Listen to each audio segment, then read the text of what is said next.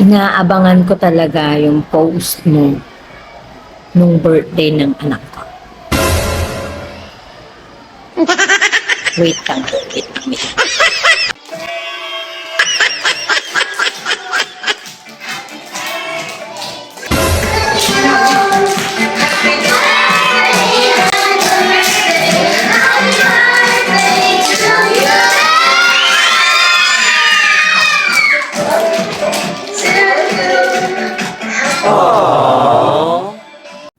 Ay, grabe ang sweet naman yan. Happy birthday, Sky!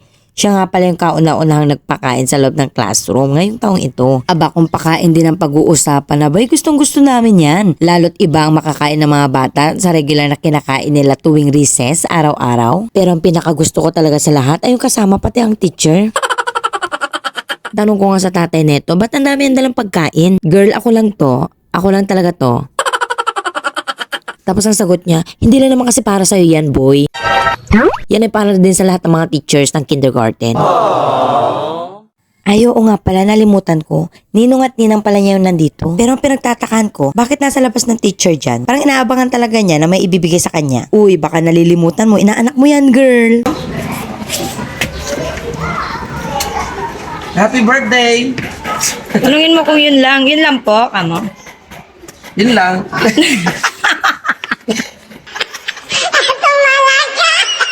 O, isunod naman natin tong isang ninang.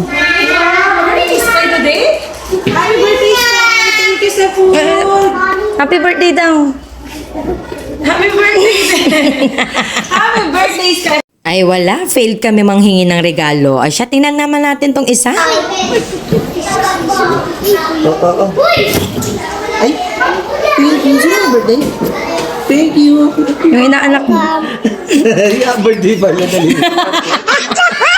Failed man tayong makakuha ng regalo. Successful ka naman sa pagpapasaya sa amin kasama ng mga classmates mo. At yan naman ang pinaka-importante, di ba? Salute to your parents na yun ang tinuturo sa'yo. Nakikita ko kung gaano sila ka-supportive sa pag-aaral mo at sa pagpapalaki sa'yo na maging magbuting bata. Happy birthday ulit, Sky! Thank you so much. God bless your family.